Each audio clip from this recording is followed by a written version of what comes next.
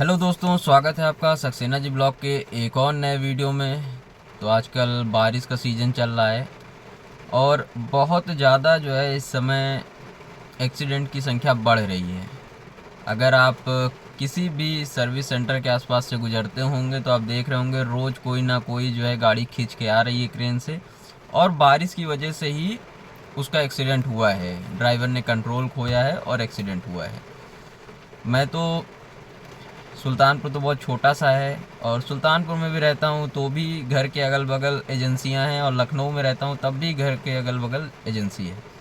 तो पूरा मेरा फोकस उन्हीं चीज़ों पे रहता है जो करंट में हो रहा होता है। तो मैं देख रहा हूँ काफ़ी ज़्यादा लोग जो एक्सपर्ट हो चुके हैं उनके लिए नहीं है ये वीडियो, लेकिन जो अभी शुरुआत किए हैं, अभी नए नए जो है ओनर हैं या नए नए गाड़ी चलाना शुरू किए हैं, तो देखिए उनके लिए है, क्योंकि प्रिकॉशन उन्हीं को लेना होता है। आप जब 2-4 साल चला लेते हैं, 2-4 सीज़न जब चल जाता है, बारिश जाड़ा और गर्मी, तो फिर आपको अपने आप ही हैबिट हो जाती है। आप समझ जाते हैं किस तरह से आपको क्या अडॉप्ट करना चाहिए किस सीज़न में। तो देखिए, अगर आप बारिश के सीज़न में चल रहे हैं तो सबसे पहली चीज़ तो आपको अपने टायर का बहुत ख्याल रखना चाहिए। बहुत से लोगों का और बहुत से कॉमर्शियल वालों का भी। अब अगर आपने अभी तक सब्सक्राइब कर रखा है तो जिनके साथ मैंने ट्रेवल किया है, कई बार हुआ क्या है कि बारिश के सीज़न में टायर जो है पूरा लोगों का घिसा होता है, और जब वो ब्रेक मारते हैं तो गाड़ी स्किड कर जाती है। देखिए, बारिश में टायरों का बहुत लेना देना है। आपकी रोड गीली होती है, आपके टायर गीले होते हैं, तो दोनों में एक फ्रैक्शन होता है। जो ब्रेक लगती है वो एक्चुअल में क्या होता है, रबड़ के टायर होते हैं, और रोड के साथ एक फ्रैक्शन लगता है और गाड़ी रुक जाती है।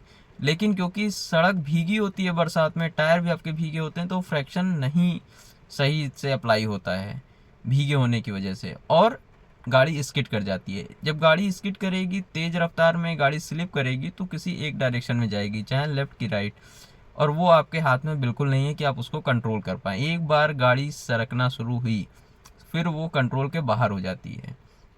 बहुत कम चांस होता है कि उसको गाड़ी को कंट्रोल में लिया जा सके।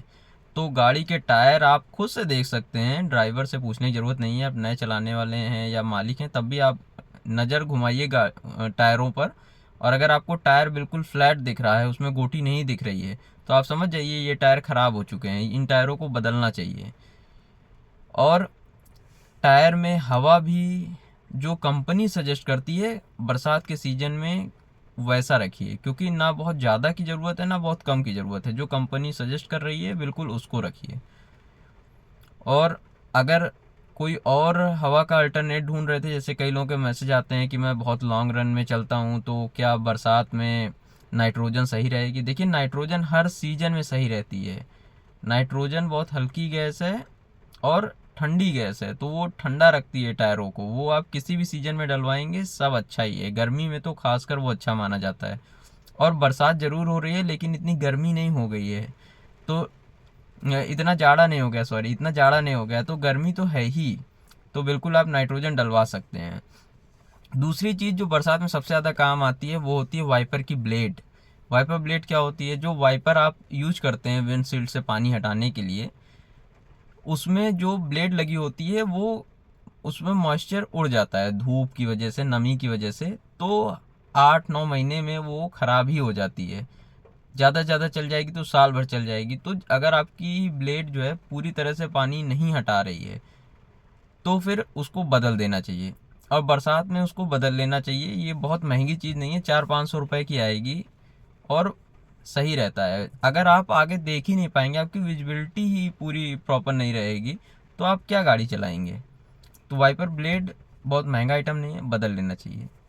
और तीसरी चीज़ जो बहुत ज़्यादा आजकल, जिसके कब कोई आलू लगा दे रहा है काट कर, कोई कुछ कर रहा है, कांच पे पानी ना रुके उसके लिए, तो देखिए उसका प्रॉपर तरीका देखिए।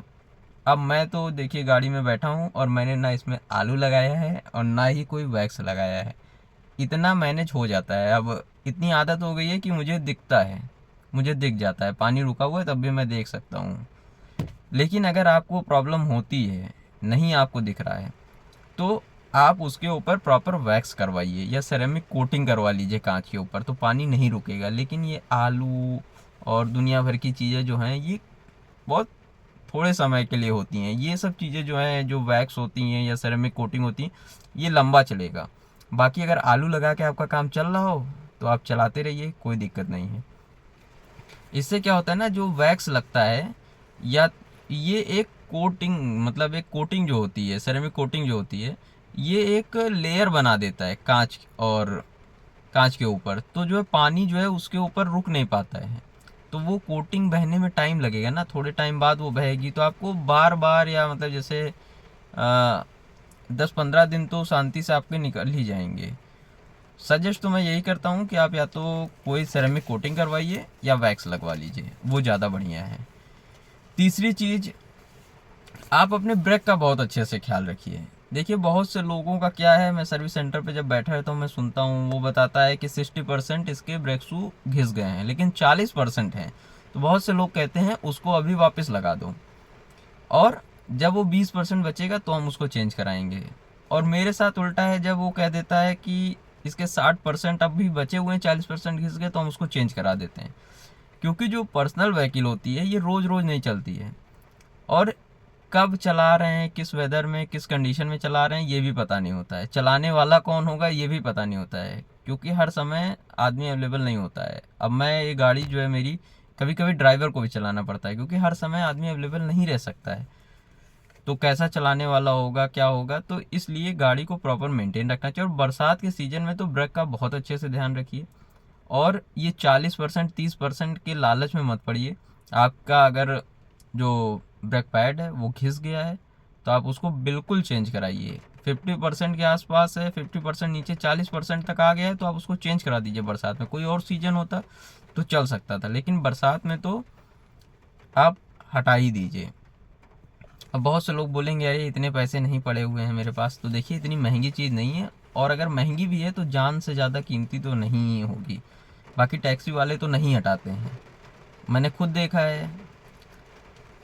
बाकी अगर कहीं पर पानी भरा हुआ है, जैसे इस समय क्या हो रहा है, काफ़ी वीडियो आ रहे हैं, कहीं पानी भरा हुआ है, लोग उसमें गाड़ी खूब तेज़ी से दौड़ा रहे हैं, या कहीं पे अंडरपास के नीचे वाटर लॉगिंग हो रखी है उसमें से गाड़ियां लोग निकाल रहे हैं। तो देखिए अगर आपकी गाड़ी उसमें बंद हो गई, या उसके इलेक्ट्रॉनिक पार्ट में या इंजन में पानी आ गया, तो आप समझिए आपका इंजन गया।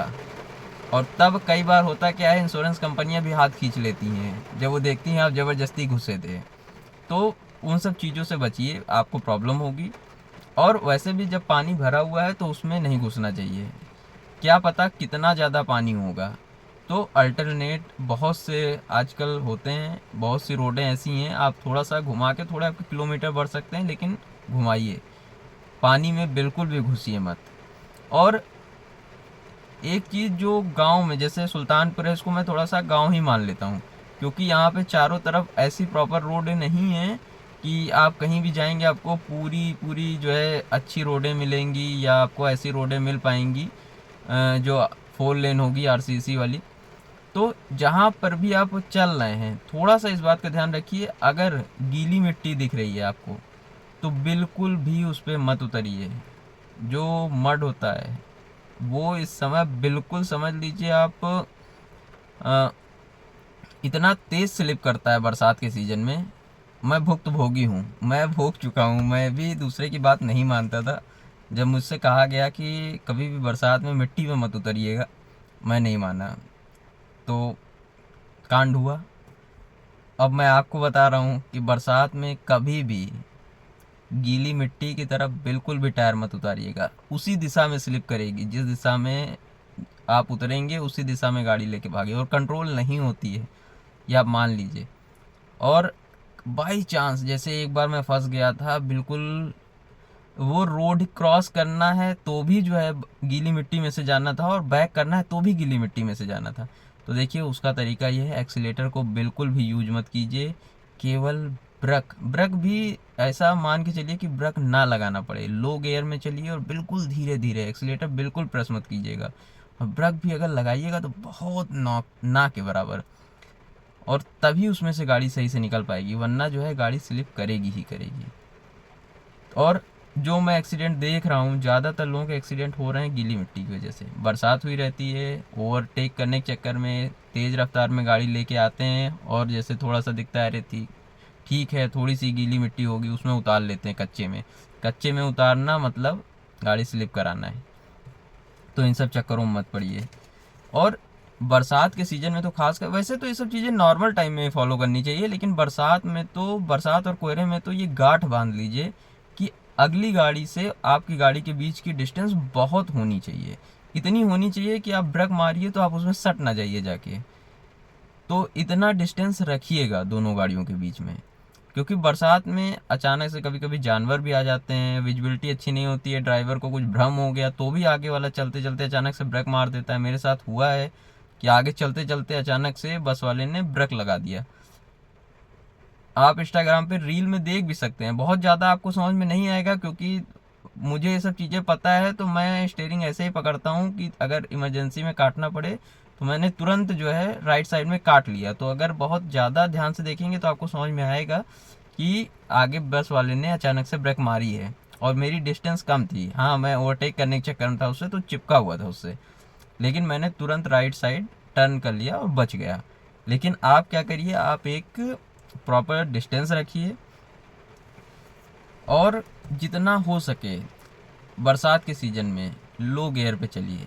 तेल ज़्यादा लगता है, लगने दीजिए, क्योंकि जब आप लो गियर पे चलेंगे तो आपकी कंट्रोलिंग अच्छी रहेगी। और स्टीयरिंग को थोड़ा हार्ड पकड़िएगा। ये चीज़ हो सकता है कुछ लोग बोले नहीं स्टीयरिंग को लाइट पकड़ना चाहिए, इन चक्करों में मत पड़िएगा। बरसात में स्टीयरिंग को हार्ड ही पकड़िएगा। देखिए, मैं आपके सामने बैठा हुआ हूँ, इतना कुछ होने के बाद भी, तो आप ये मान के चलिए मैं आपको बिल्कुल सही बता रहा हूँ। स्टीयरिंग को मैं इतना हार्ड पकड़ता आ रहा हूँ शुरू से। मैंने चलाना सीखा था तो एक टाटा सुमो से सीखा था, ना तो पावर ब्रेक थी ना पावर स्टीयरिंग थी, तो उसमें हार्ड रहती थी। तो मेरी आदत हो गई कि हर चीज़ को, जैसे उसके बाद जब मैंने परचेज किया तो इंडिगो ECS परचेज किया, तो उसमें क्या था कि बहुत लाइट थी उसकी स्टीयरिंग, एक उंगली से घुमाई जा सकती थी। लेकिन मैं हमेशा उसको होल्ड करके रखता था काफ़ी। चलान जो सिखा रहे थे मुझे वो बोलते थे कि इसको मतलब थोड़ा लाइटली पकड़ो, लेकिन मैं हमेशा उसको हार्ड तरीके से ही पकड़ता था। ऐसा भी मत करिएगा ट्रक वालों की तरह चलाने लगी, लेकिन पकड़ी, मतलब ऐसा आपका ग्रिप होना चाहिए कि आपकी स्टीयरिंग कभी भी छूटे नहीं, और आपकी मर्जी के बिना गाड़ी ना लेफ्ट जाए ना राइट जाए। इतना आपको ऐसे पकड़ना है। अब कोई बोलता है 9-12 के तरह से पकड़ो, कोई कहता है नीचे से पकड़ो। आपका जैसे मन करे, जैसा आप कंफर्टेबल हो आप वैसे पकड़ो। बस ऐसे पकड़ो कि गाड़ी आपकी मर्जी के बिना ना इधर उधर नहीं होनी चाहिए। और हल्की फुल्की अगर स्लिप भी होती है, क्योंकि जैसे मैं ब्रेजा में बैठा हूँ इस समय, अब मैंने ब्रेजा मेरे पास है, तो मैं देखता हूँ जब केवल मैं अकेला रहता हूँ तो ब्रेजा के पीछे वाले हिस्से जो है, पीछे वाला जो टायर है, वो कभी कभी जो है जब रफ्तार ज़्यादा रहती है और कहीं पर घुमाओ उमाओ, बरसात के सीज़न में खास कर रेत पड़ी है, बालू पड़ी है, मोरंग पड़ी है या गीली मिट्टी है, तो पीछे की तरफ से हल्का सा स्लिप करता है। 2 बार मेरे साथ हो चुका है। तो इसलिए मैं कह रहा हूँ थोड़ा स्लो चलिएगा, अच्छी तरह से गियर पे चलिएगा, लो गियर पे चलिएगा, और स्टीयरिंग को अच्छे से होल्ड कीजिएगा। बाकी अगर आपको कुछ एक्सपीरियंस है तो भी आप कमेंट बॉक्स में लिख सकते हैं, या आपको मेरी कोई बात समझ में ना आई हो तो देखिए, एक्सपर्ट आदमी के लिए सब चलता है, लेकिन जो नए नए होते हैं ना, मैं मेनली उन्हीं को फोकस करता हूँ जो नए नए चलाना शुरू किए होते हैं। क्योंकि मुझे पता है जब आप नए नए शुरू करते हो तो बहुत गलतियाँ होती हैं, और अगर वो गलतियाँ उस समय एक्सीडेंट में कन्वर्ट हो जाती हैं ना, दोबारा स्टीयरिंग पे बैठना, दोबारा ड्राइविंग करना एक बहुत बड़ा फियर होता है, जिसको ओवरकम कर पाना बहुत मुश्किल है। मैंने लगभग 5 से 7 साल गाड़ी नहीं चलाई है, जबकि गाड़ी तो मेरे लिए पैशन वाली चीज़ है। जब जब मुझे किसी और चीज़ के बारे में नॉलेज नहीं थी तब भी मुझे गाड़ी के बारे में थी, जब मेरे पास नहीं थी तब भी मैं साइड में बैठ के लोग कैसे चलाते हैं उसी से पूरा ऑब्जर्व करके मैंने सीख ली कि किस तरह से आप इसको ऑपरेट करते हैं। तो जब इतनी बड़ी गलती हो चुकी है मुझसे, तो मैं सोचता हूँ कि आपको मैं थोड़ा सा अवेयर रखूँ इन सब चीज़ों से, कि आपके साथ ना हो। बाकी होने को कोई नहीं रोक सकता है, और आप अगर ट्राई करना चाहते हैं ये सब चीज़ें, एक्सपीरियंस, जैसे कुछ लोग चाहते हैं ना कि एक्सपीरियंस करके देखें, तो बिल्कुल एक्सपीरियंस करके देखिएगा। अगर रहिएगा तो फिर मुझे कमेंट करके बताइएगा मैंने जो बताया वो गलत था कि सही था। बाकी मैं आपको मोटिवेट नहीं कर रहा हूँ ये चीज़ें एक्सपेरिमेंट करने के लिए। चलिए इस वीडियो में इतना ही, और बाकी जो आप लोगों ने क्वेश्चन पूछ रखे हैं जल्दी ही मैं उसका Q&A वीडियो पोस्ट कर दूंगा। Thank you for watching Saxena ji.